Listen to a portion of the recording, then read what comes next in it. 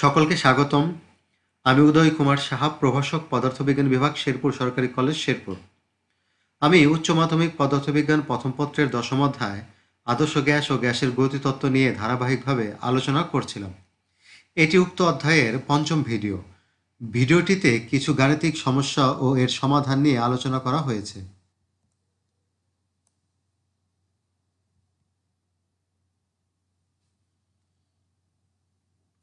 এটি আমাদের প্রথম সমস্যা। চলো দেখে নিই এখানে কি বলা হয়েছে।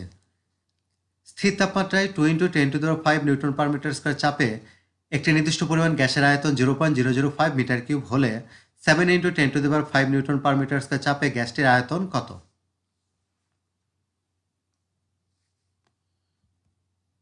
চলের সমাধানটি আমরা দেখি।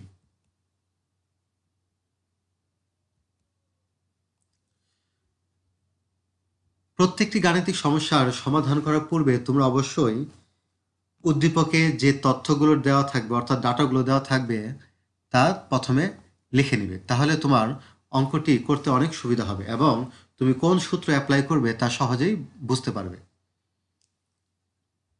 যেমন দেখো, এখানে আমরা ডান পাশে উদ্দীপকের দেওয়া তথ্যগুলো আমরা তুলে নিয়েছি। যেমন প্রথমে আমাদের বলা ছিল যে স্থির তাপমাত্রা, অর্থাৎ তাপমাত্রা স্থির থাকবে এখানে এত চাপে, এবং এই যে চাপটা দেওয়া আছে এটি আমাদের আদি চাপ, অর্থাৎ P1 = 2 × 10⁵ newton per metre square. একটি নির্দিষ্ট পরিমাণ গ্যাসের কথা বলা আছে এখানে, এবং উক্ত গ্যাসের আয়তন ছিল 0.005 মিটার কিউব, এবং এটি আমাদের আদি আয়তন। তারপর বলা আছে যে 7 × 10⁵ নিউটন পার মিটার স্কয়ার চাপে গ্যাসটির আয়তন কত? তাহলে এটি অবশ্যই আমাদের চূড়ান্ত চাপ, কাজে এটিকে আমরা P2 ধরবো। P2 = 7 × 10⁵ newton per metre square, এবং এই চাপে যে আয়তনটা বের করতে হবে সেটি আমাদের তাহলে চূড়ান্ত আয়তন, সেটা আমরা V2 দিয়ে প্রকাশ করবো। কাজে V2 বের করতে হবে আমাকে। কাজে এখানে P1 দেওয়া আছে, V1 দেওয়া আছে, P2 দেওয়া আছে, আমাদের V2 বের করতে হবে। এবং উদ্দীপকে বলা আছে যে স্থির তাপমাত্রায় নির্দিষ্ট পরিমাণ গ্যাস, তাহলে স্থির তাপমাত্রায় নির্দিষ্ট পরিমাণ গ্যাস হলে অবশ্যই এখানে কোন সূত্র অ্যাপ্লাই করা যায়? অবশ্যই এখানে বয়লের সূত্র অ্যাপ্লাই করা যাবে। কাজেই আমরা বয়লের সূত্র থেকে জানি P1 V1 = P2 V2, বা আমরা সূত্রটিকে এইভাবে লিখতে পারি যে V2 = P1 V1 / P2। দেখো এখানে P1 V1 P2 এর মানগুলো সকল দেওয়া আছে, কাজে মানগুলো সমীকরণে বসিয়ে দাও, বসিয়ে দিলে তোমরা চূড়ান্ত আয়তন V2 পেয়ে যাবে। কাজে সমীকরণে মানগুলো বসিয়ে দিয়ে আমাদের চূড়ান্ত আয়তন V2 পাওয়া গেল 1.45 × 10⁻³ মিটার কিউব।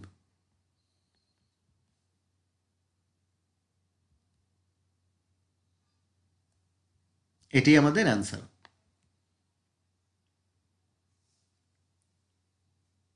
আমি আশা করি তোমাদের সকলের কাছে প্রবলেমটি খুব ইজি হবে এবং তোমরা প্রবলেমটি বুঝতে পেরেছো। চলো আমরা এরপরে দ্বিতীয় প্রবলেমটি দেখি।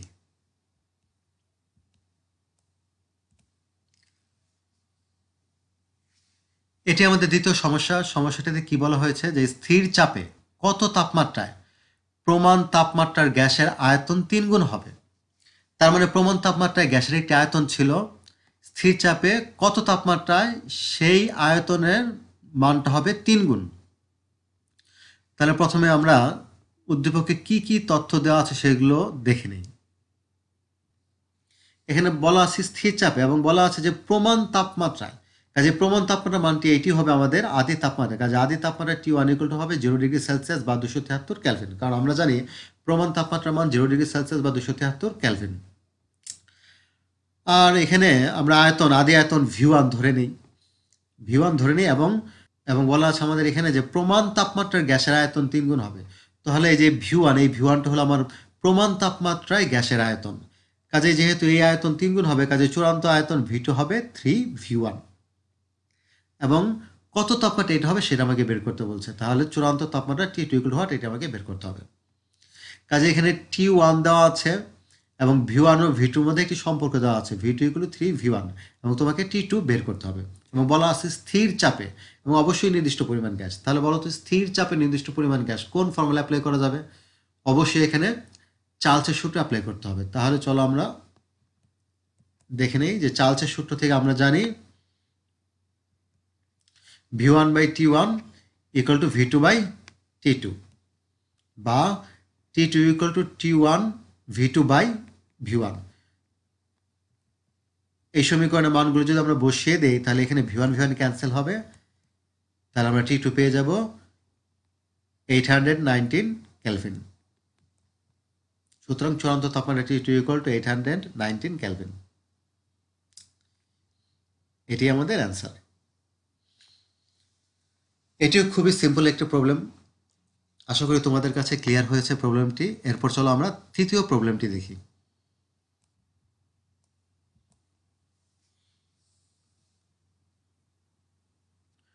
প্রবলেমটিতে বলা আছে সিপিআরটায় একটি বোতলের স্বাভাবিক চাপে 27 ডিগ্রি সেলসিয়াস তাপমাত্রায় কিছু গ্যাস আছে।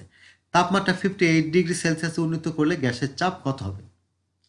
চলো প্রথমে আমরা উদ্দীপকটিতে কি কি তথ্য দেওয়া আছে সেগুলো উপস্থাপন করি।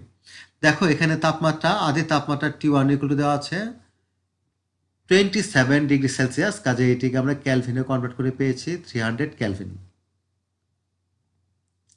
আদি চাপ P1 = 1.013 × 10⁵ newton per metre square. এটা আমরা কোথায় পেলাম? ওই যে প্রশ্ন বলা আছে, দেখো এখানে স্বাভাবিক চাপে, আমরা জানি স্বাভাবিক চাপের মান বা প্রমাণ চাপের মান 1.013 × 10⁵ newton per metre square. 58 degree Celsius তাপমাত্রায় তোমাকে গ্যাসের চাপ বের করতে বলেছে, কাজে এখানে চূড়ান্ত তাপমাত্রাটি একটু আমরা ধরবো 58 ডিগ্রি সেলসিয়াস। এখানে আমরা ক্যালভিনে কনভার্ট করে পাই 331 ক্যালভিন। কাজে আমাকে বের করতে হবে চূড়ান্ত চাপ P2 = হোয়াট। এখানে নির্দিষ্ট পরিমাণ কিছু গ্যাসের কথা বলা আছে, কিছু গ্যাস। কাজে বলতো এখানে কোন সূত্রটি আমরা প্রয়োগ করব? স্বাভাবিকভাবেই বোঝা যায় যে সমস্যাটিতে আমাদের চাপের সূত্র প্রয়োগ করতে হবে, কারণ এখানে P1 এবং T1 দেওয়া আছে, T2 দেওয়া আছে, আমাকে P2 বের করতে হবে এবং নির্দিষ্ট পরিমাণ কিছু গ্যাসের কথা বলা আছে, কাজে এখানে আয়তন কনস্ট্যান্ট। কাজে চাপের সূত্র প্রয়োগ করে আমরা পাই P1/T1 = P2/T2 বা P2 = P1T2/T1। কাজে সমীকরণে যদি আমরা মানগুলো বসিয়ে দিই তাহলে P2 এর মান পেয়ে যাব 1.12 × 10⁵ নিউটন পার মিটার স্কয়ার। কাজে আমাদের চূড়ান্ত চাপ P2 = হলো 1.12 × 10⁵ নিউটন পার মিটার স্কয়ার। এটি আমাদের অ্যান্সার। আশা করি অঙ্কটি তোমাদের ক্লিয়ার হয়েছে। চলো আমরা নেক্সট প্রবলেমে যাই।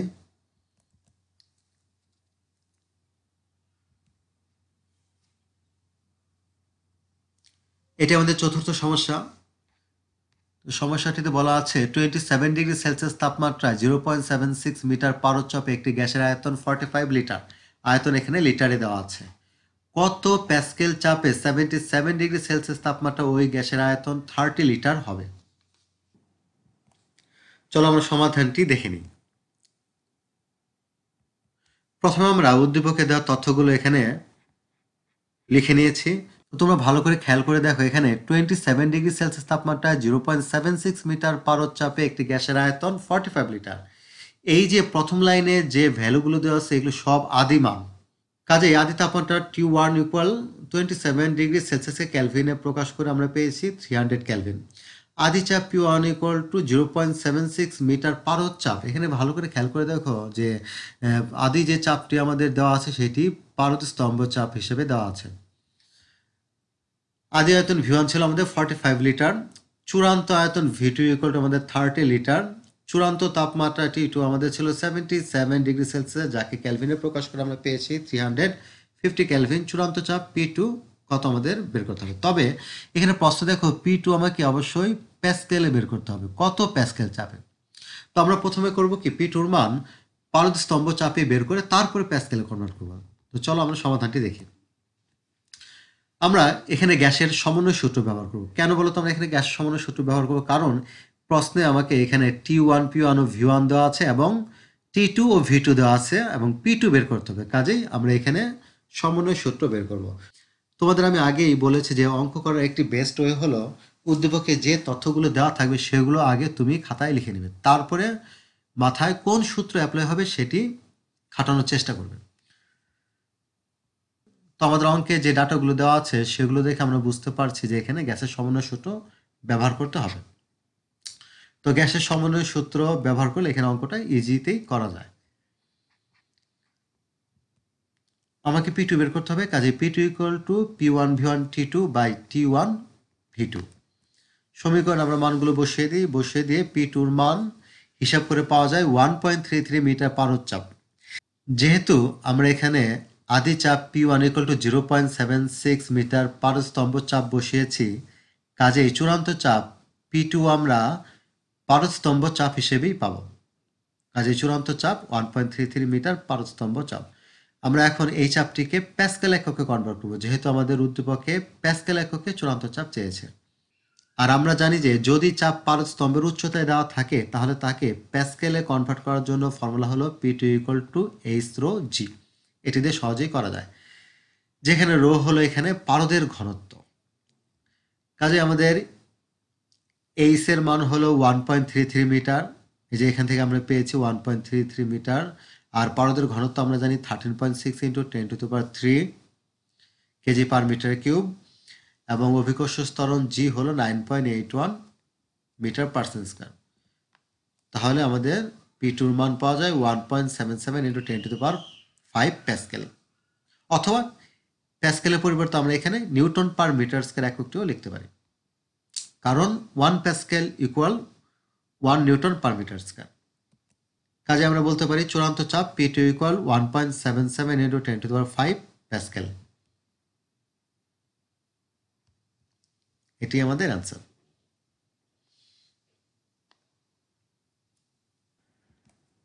এটি আমাদের পঞ্চম সমস্যা। তো সমস্যাটিতে কি বলা আছে? স্বাভাবিক তাপমাত্রা ও চাপে বায়ুর ঘনত্ব 1.29 কেজি পার মিটার কিউব।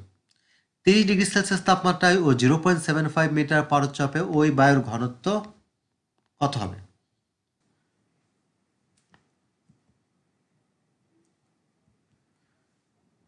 তো আমাদের উদ্দীপকে বলা আছে যে স্বাভাবিক তাপমাত্রা ও চাপে বায়ুর ঘনত্ব এত। কাজে এই যে স্বাভাবিক তাপমাত্রা ও চাপ, এটি হলো আমাদের আদি তাপমাত্রা এবং চাপ। কাজে আমরা আদি তাপমাত্রা T1 = 273 কেলভিন এবং আদি চাপ P1 = 0.76 মিটার পারদ চাপ ব্যবহার করব। এখানে ভালো করে খেয়াল করে দেখো যে তোমার চাপ এখানে পারস্তম্ভের উচ্চতা হিসেবে দেওয়া আছে এবং তাপমাত্রা দেওয়া আছে কেলভিন এককে। তো স্বাভাবিক তাপমাত্রা চাপে বায়ুর ঘনত্ব ρ1 দেওয়া আছে 1.29 কেজি পার মিটার কিউব। এটি আমাদের উদ্দীপকে দেওয়া আছে। চূড়ান্ত তাপমাত্রা বলা আছে 30 ডিগ্রি সেলসিয়াস তাপমাত্রা। কাজে 30 ডিগ্রি সেলসিয়াস তাপমাত্রাকে ক্যালভিনে প্রকাশ করলে আমরা T2 পাই 303 ক্যালভিন, এবং চূড়ান্ত চাপ বলা আছে যে দেখো এখানে 0.75 মিটার পারদ চাপ। কাজে চূড়ান্ত চাপ P2 = 0.75 মিটার পারদ চাপ, এবং চূড়ান্ত ঘনত্ব ρ2 কত এটি আমাদের চেয়েছে। কাজে এখানে T1 P1 ρ1 দেওয়া আছে এবং T2 ও P2 দেওয়া আছে, তোমাকে ρ2 বের করতে হবে। আমাদের যে প্রিভিয়াস ভিডিওগুলি ছিল সেখানে বলো তো ভালো করে খেয়াল করে যে T1 P1 ρ1 এবং T2 P2 ও ρ2 এর মধ্যে কোন সম্পর্ক বিদ্যমান? হ্যাঁ, অবশ্যই তোমরা পারবে, একটু চিন্তা করো, ভালো করে লজিক্যালি চিন্তা করো, তাহলে তোমরা পারবে। তো এদের মধ্যে যে সম্পর্ক সেটিও গ্যাসের সমন্বয় সূত্র ছিল। তো আমাদের সম্পর্কটি ছিল এরকম যে P1/ρ1 T1 = P2/ρ2 T2। কাজে আমরা লিখতে পারি ρ2 = P2/ρ1 T1 / T2 × P1। তো সমীকরণে আমরা জাস্ট মানগুলো বসিয়ে দিয়ে ক্যালকুলেশন করলে ρ2 মান পেয়ে যাব। সমীকরণ মানগুলো বসিয়ে দিয়ে যদি আমরা ρ2 ক্যালকুলেশন করি তাহলে ρ2 মান পাওয়া যায় 1.147 কেজি পার মিটার কিউব। এটি আমাদের চূড়ান্ত ঘনত্ব, অর্থাৎ 30 ডিগ্রি সেলসিয়াস তাপমাত্রায় ও 0.75 মিটার পারদ চাপের ঘনত্ব। কাজেই বায়ুর চূড়ান্ত ঘনত্ব ρ2 = 1.147 কেজি পার মিটার কিউব।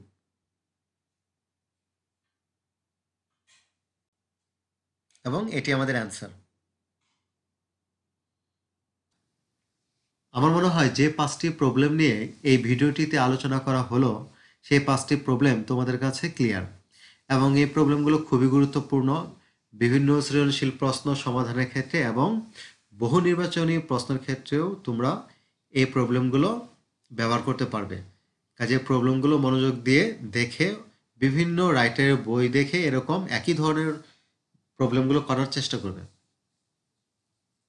আজকের মতো এই পর্যন্তই। সবাইকে ধন্যবাদ জানিয়ে আমি ভিডিওটি শেষ করছি।